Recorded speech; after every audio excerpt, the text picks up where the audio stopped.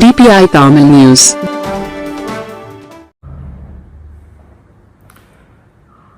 அனைவருக்கும் வணக்கம். என் லைஃப்பில் இந்த மாதிரி ஒரு பெயின்ஃபுல்லான ஒரு சுச்சுவேஷனை நான் ஃபேஸ் பண்ணதே கிடையாது. மனசு முழுக்க வலி வலி மட்டும்தான். இந்த சுற்றுப்பயணத்தில் என்னென்ன மக்கள் பார்க்க வராங்க, அதுக்கு ஒரே ஒரு காரணம் தான் அவங்க என் மேலே வச்சிருக்கிற அன்பும் பாசம். அந்த அன்புக்கும் பாசத்துக்கும் நான் எப்பவும் கடமைப்பட்டிருக்கிறேன். அதனால தான் இந்த சுற்றுப்பயணத்தில் மற்ற எல்லா விஷயங்களையும் தாண்டி மக்களுடைய சேஃப்டி, அதில் எந்த காம்ப்ரமைஸும் பண்ணிடக்கூடாதுன்றதுக்காக தான் அது என் மனசில் ரொம்ப ஆழமாக இருக்கும் அந்த எண்ணம்.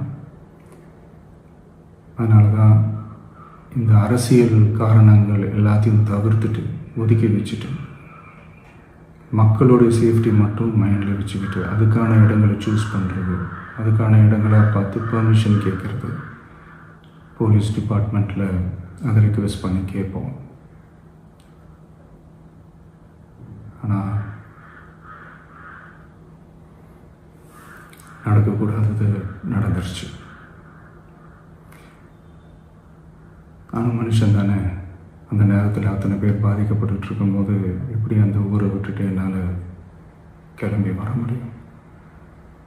நான் திரும்ப அங்கே போகணும்னு இருந்துச்சுன்னா அதை ஒரு காரணம் காட்டி அங்கே வேறு சில பதட்டமான சுச்சுவேஷன்ஸ், வேறு சில அசம்பாவிதங்கள் அந்த மாதிரி எதுவும் நடந்துடக்கூடாதுன்றதுக்காக தான் நான் அவாய்ட் பண்ணேன்.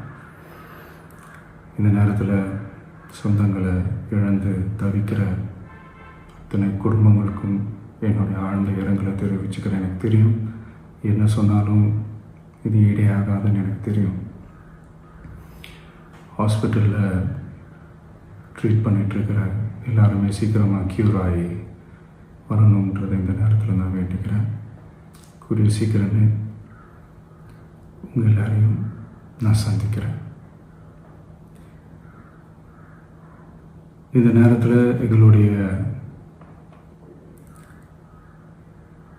வலிகளை, எங்களுடைய நிலைமையை புரிஞ்சுக்கிட்டு எங்களுக்காக பேசின அரசியல் கட்சிகளை சார்ந்த நண்பர்கள், தலைவர்கள் அனைவருக்கும் என்னுடைய நன்றியை தெரிவிச்சுக்கிறேன். கிட்டத்தட்ட ஒரு 5 மாவட்டத்துக்கு பிரச்சாரத்துக்கு போனோம். இந்த மாதிரி எதுவுமே நடக்கல. ஆனால் கரூரில் மட்டும் ஏன் எப்படி நடக்குது, எப்படி நடக்குது? மக்களுக்கு எல்லா உண்மையும் தெரியும். மக்கள் எல்லாத்தையும் பார்த்துக்கிட்டு இருக்கிறாங்க.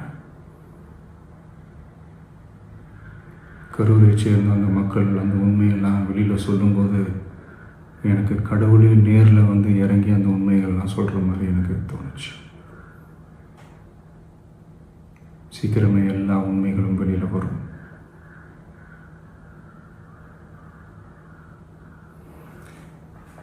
எங்களுக்கு தரப்பட்ட இடத்துல நாங்கள் போய் அந்த ஸ்பாட்டில் நின்று நாங்கள் பேசிட்டு வந்தோம். அதை தாண்டி எந்த தவறும் எங்கள் சைடில் நாங்கள் எதுவுமே செய்யலை. பட் இருந்தாலும் எங்கள் கட்சியை சேர்ந்த நிர்வாகிகள், தோழர்கள் மேலே எஃப்ஐஆர், அது மட்டும் இல்லை சோஷியல் மீடியாவை சேர்ந்த நண்பர்கள், தோழர்கள் அவங்க மேலே எஃப்ஐஆர்லாம் போட்டு இப்போ பிடிச்சிக்கிட்டு இருக்கிறாங்க.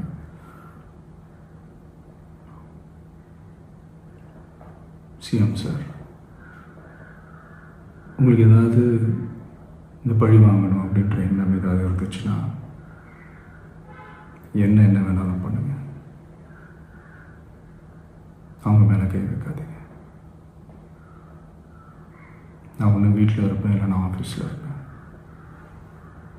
என்ன வேணாலும் செய்யுங்க. நண்பர்களே, தோழர்களே, நம்மளுடைய அரசியல் பயணம் இன்னும் ஸ்ட்ராங்காக, இன்னும் தைரியத்தோட கண்டினியூ ஆகும். தேங்க்யூ. குறுஞ்செய்திகள் உடனுக்குடன் தெரிந்து கொள்ள DPI தமிழ் நியூஸ் சேனலை சப்ஸ்கிரைப் செய்து இணைந்திருங்கள்.